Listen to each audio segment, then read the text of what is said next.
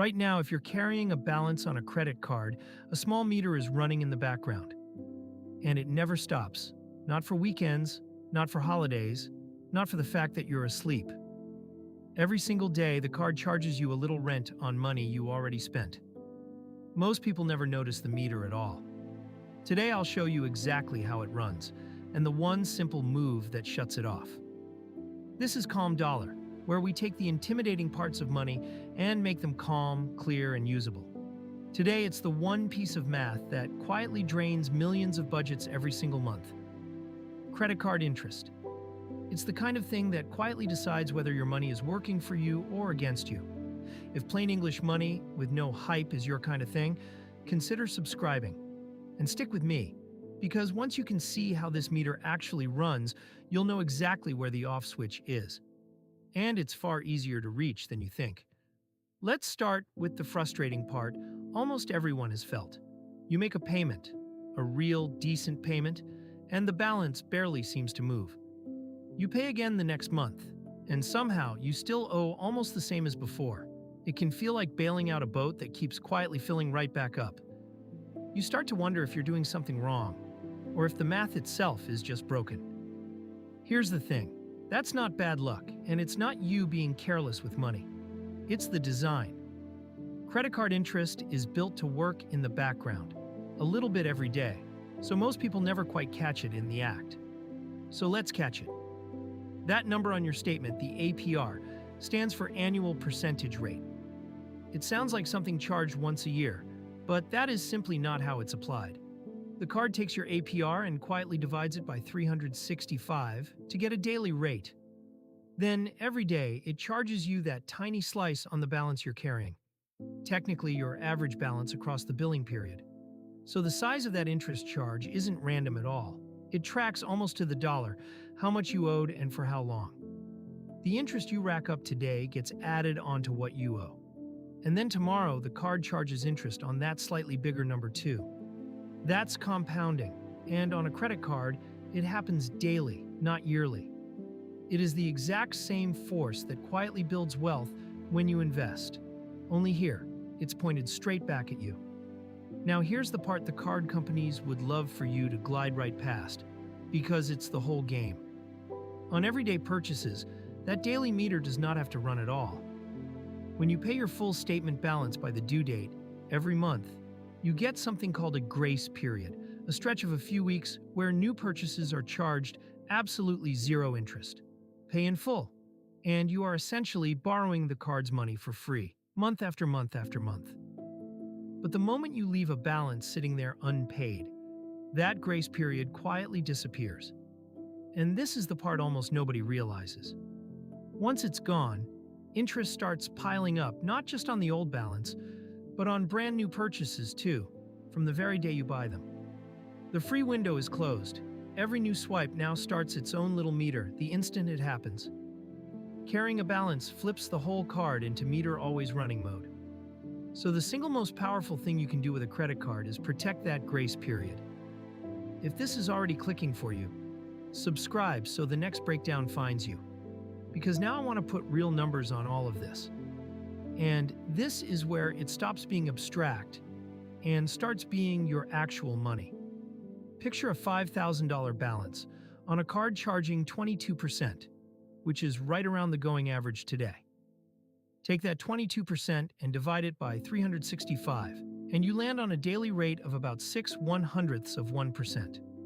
On a $5,000 balance, that works out to roughly $3 of interest every single day. Now, $3 a day does not sound scary at all. But stretch it across a 30-day month, and it becomes about $90. $90 piled onto what you owe before you've bought a single new thing. It's small enough to shrug off, and that is exactly why it works so well. That is the meter, running quietly in the background. Now watch what that does to a minimum payment. Say your minimum this month lands at around $100.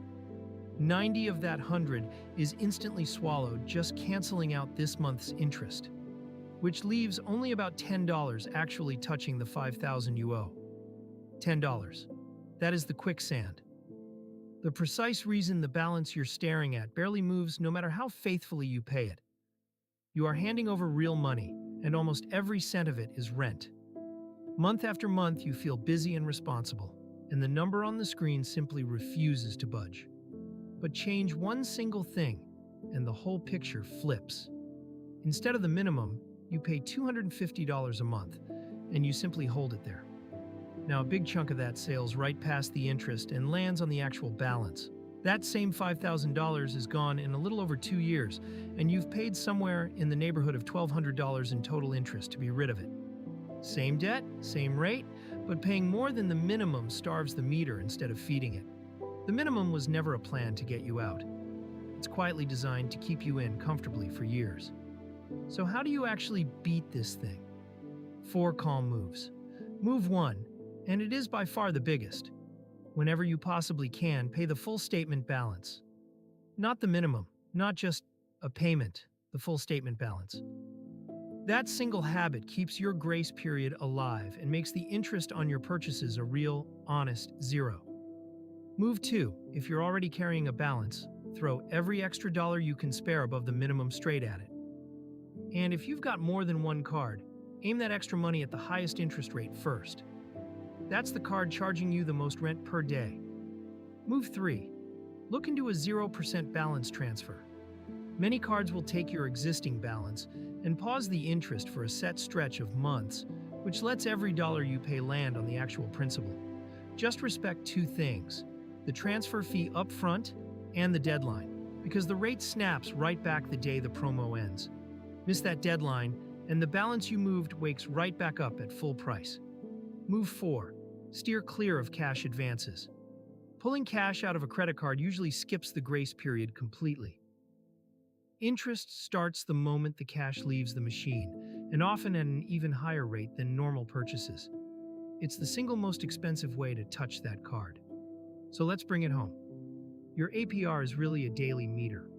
The annual rate, divided by 365, charged on what you owe every single day, and compounding as it goes.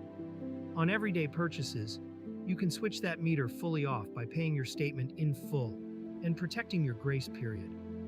And if you're already carrying a balance, you beat it by paying more than the minimum, attacking the highest rate first, and staying well away from cash advances. Not one piece of that needs a spreadsheet or a sudden windfall. It just needs you to know where the off switch is. And now you do. That is the whole trick. Not willpower, not a bigger paycheck, just understanding how the meter works.